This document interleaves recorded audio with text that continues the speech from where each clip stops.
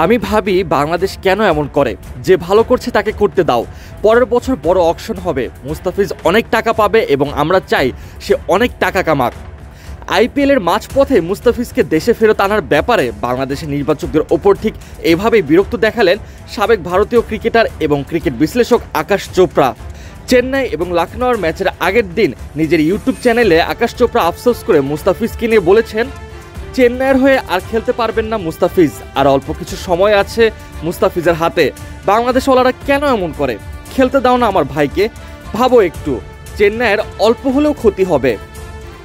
শুধু এইটুকু বলেই ক্ষান্ত হননি আকাশ চোপড়া, সাথে জালাল ইউনুসের কথার জের ধরে মুস্তাফিজের আইপিএল খেলায় কোনো লাভ হচ্ছে না এবং মুস্তাফিজের উপর ওয়ার্কলোড কমানো নিয়ে বেশ চড়াওভাবে জবাব দেন তিনি।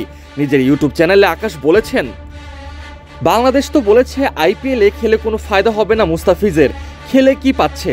ওয়ার্কলোড ম্যানেজ হচ্ছে না, তারা ফিসকে ফেরত নিতে চায়, ডাকলে ডাকেন। তবে বাংলাদেশ না অনেকবার এমনটা করে, আমি বলি কি এমনটা করবেন না, ওয়ার্ল্ড কাপের অনেক সময় বাকি আছে, ভারতের খেলোয়াড়রাও যাবে। আমি একটু স্বার্থপর, তাও আমি ভাবি বাংলাদেশ কেন এমন করে, যে ভালো করছে তাকে করতে দাও, পরের বছর বড় অকশন হবে, মুস্তাফিজ অনেক টাকা পাবে এবং আমরা চাই সে অনেক টাকা কামাক।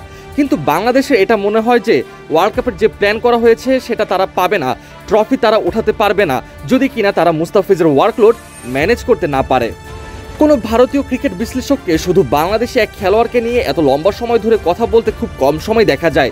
তবে আকাশ চোপড়া নিজের রাগ অভিমান সব উগরে দিলেন মুস্তাফিজকে দেশে ফিরে আনার ব্যাপারে জানতে পেরে, কেননা এবারের আসরে মুস্তাফিজ আছেন ফর্মের তুঙ্গে।